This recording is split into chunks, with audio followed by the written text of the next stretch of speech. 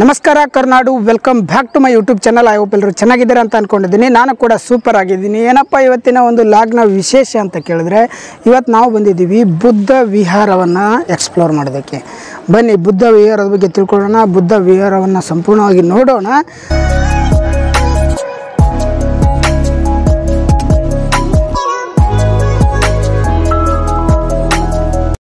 ಗುರು ಇದು ಬಂದ್ಬಿಟ್ಟು 2007ರಲ್ಲಿ ಸ್ಟಾರ್ಟ್ ಆಗುತ್ತೆ. ಆಮೇಲೆ 2009ರಲ್ಲಿ ದಲೈ ಲಾಮಾ ಅವರು ಬಂದ್ಬಿಟ್ಟು ಈ ಒಂದು ಬುದ್ಧ ವಿಹಾರದಲ್ಲಿ ಬುದ್ಧನ ಮೂರ್ತಿಯನ್ನು ಪ್ರತಿಷ್ಠಾಪನೆ ಮಾಡ್ತಾರೆ. ಆಮೇಲೆ 2009ರಲ್ಲಿ ದಲೈ ಲಾಮಾ ಅವರು ಬುದ್ಧವನದಿಂದ ತಂದಂತಹ ಒಂದು ಬೋಧಿ ವೃಕ್ಷವನ್ನು ಇಲ್ಲಿ ನೆಡ್ತಾರೆ.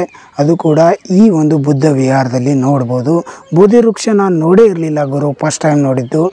ಮತ್ತು ಈ ಒಂದು ಬುದ್ಧ ವಿಹಾರದ ಬಗ್ಗೆ ಹೇಳೋದಾದರೆ, ಬುದ್ಧ ವಿಹಾರವು ಅಜಂತ ವಾಸ್ತುಶಿಲ್ಪಿಯನ್ನು ಹೊಂದಿದೆ. ಅಂದರೆ ಅಜಂತ ಶೈಲಿಯಲ್ಲಿ, ಅಜಂತ ಎಲ್ಲರೂ ನಾವೆಲ್ಲ ಅಲ್ಲಿ ಬುದ್ಧನ ಒಂದು ಮೂರ್ತಿಗಳನ್ನು ನೋಡ್ತೀವಲ್ಲ, ಅದೇ ರೀತಿ ವಾಸ್ತುಶೈಲಿಯನ್ನು ಇಲ್ಲಿ ಹೊಂದಿದೆ.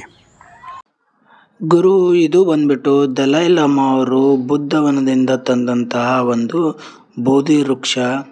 ಇದು ಅವರ ಕೈಯಾರೇನೆ ಇಲ್ಲಿ ನೆಟ್ಟಿರ್ತಾರೆ ಈ ಬೋಧಿ ವೃಕ್ಷವನ್ನು.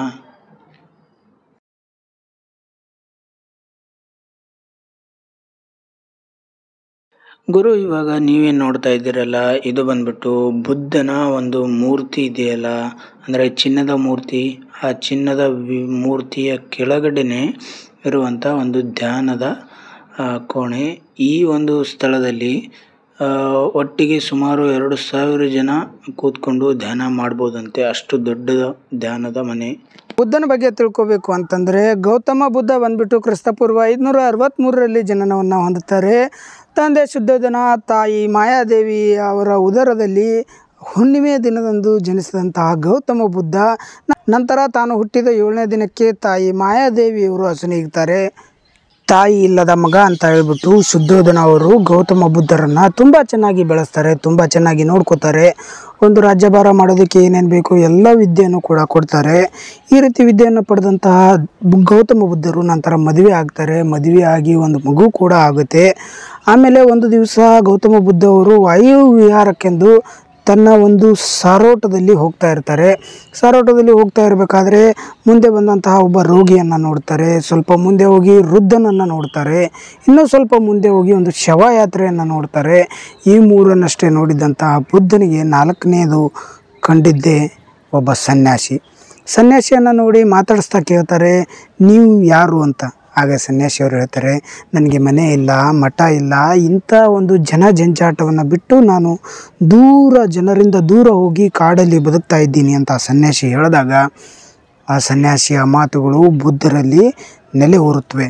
ಆಮೇಲೆ ಈ ಒಂದು ಸನ್ಯಾಸಿ ಆಗಬೇಕು ಅಂತ ಹೇಳ್ಬಿಟ್ಟು ಗೌತಮ ಬುದ್ಧ ಅವರು ತಮ್ಮ ಒಂದು ಆಸ್ಥಾನದ ಕಡೆಗೆ ಬರ್ತಾರೆ. ತಂದೆ ಶುದ್ಧೋಧನನ ಹತ್ರ ಈ ರೀತಿ ಸನ್ಯಾಸಿ ಆಗಬೇಕು ಅಂತ ಅಂದ್ಕೊಂಡಿದ್ದೀನಿ ಅಂತ ಹೇಳ್ತಾರೆ. ಆಗ ಯಾವ ತಂದೆ ತಾನೇ ಒಪ್ತಾರೆ ಮಗ ಸನ್ಯಾಸಿ ಆಗ್ತಾನೆ ಅಂತಂದರೆ? ಆಗ ಶುದ್ಧೋಧನ ಅವರು ಒಪ್ಪೋದಿಲ್ಲ. ಆಮೇಲೆ ಬುದ್ಧನಲ್ಲಿ ಮನದಲ್ಲಿ ತುಡಿತ ಏನಾಗಿತ್ತು ಅಂತಂದರೆ, ಜನರನ್ನು ನಾನು ಸುಧಾರಣೆ ಮಾಡಬೇಕು, ನಾನು ಜಂಜಾಟವನ್ನು ಬಿಟ್ಟು ದೂರ ಹೋಗಬೇಕು, ಶಾಂತ ಪ್ರದೇಶವನ್ನು ನಾನು ಆಯ್ಕೆ ಮಾಡಿಕೊಳ್ಬೇಕು ಅನ್ನೋದು ಮನದಲ್ಲಿ ತುಡಿತಾ ಇರುತ್ತೆ. ಇಂಥ ಒಂದು ಸನ್ಯಾಸಿ ಆಗಬೇಕು ಅನ್ನುವಂಥ ತುಡಿತವನ್ನು ಇಟ್ಕೊಂಡಿದ್ದಂತಹ ಗೌತಮ ಬುದ್ಧ ಅರಮನೆಯಲ್ಲಿ ಹಾಯಾಗಿರೋದಕ್ಕೆ ಹೇಗೆ ಸಾಧ್ಯ? ಅವರ ಮನಸ್ಸು ಸುಮ್ಮನೆ ಕೂತ್ಕೊಳ್ಳೋಕೆ ಬಿಡೋದಿಲ್ಲ. ಆಮೇಲೆ ಗೌತಮ ಬುದ್ಧ ಅವರು ಹೆಂಡತಿ, ಮಕ್ಕಳು, ತಂದೆ, ರಾಜ್ಯ, ತನ್ನ ಇಡೀ ಅಷ್ಟೈಶ್ವರ್ಯವನ್ನು ಎಲ್ಲವನ್ನ ಬಿಟ್ಟು ರಾತ್ರೋರಾತ್ರಿ ಮನೆಯಿಂದ ಹೊರಗಡೆ ಬರ್ತಾರೆ. ಈ ರೀತಿ ಹೊರಗಡೆ ಬಂದಂಥ ಬುದ್ಧ ಬಂದದ್ದು ಮಗದ ರಾಜ್ಯದ ಕಡೆಗೆ.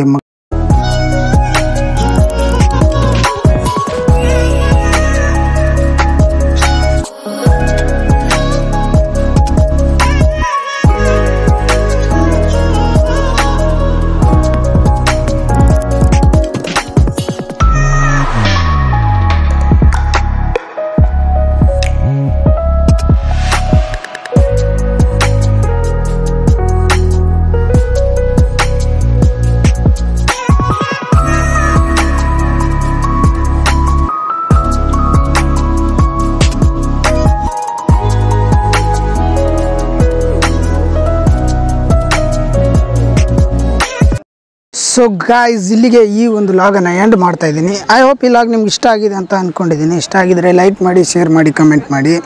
ಮತ್ತು ನಿಮಗೋಸ್ಕರ ಒಳ್ಳೊಳ್ಳೆ ಲಾಗ್ಸನ್ನು ತೊಗೊಂಡು ಬರ್ತೀನಿ. ಅಲ್ಲಿವರೆಗೂ ಕಾಯ್ತಾ ರೀ. ಟೇಕ್ ಕೇರ್, ಬಾಯ್ ಬಾಯ್. ಯಾರಾದರೂ ಚಾನಲನ್ನು ಸಬ್ಸ್ಕ್ರೈಬ್ ಮಾಡಿಲ್ಲ ಅಂದರೆ ಸಬ್ಸ್ಕ್ರೈಬ್ ಮಾಡ್ಕೊಳ್ಳಿ ಮತ್ತು ಬೆಲ್ ಐಕನ್ ಮೇಲೆ ಕ್ಲಿಕ್ ಮಾಡಿ.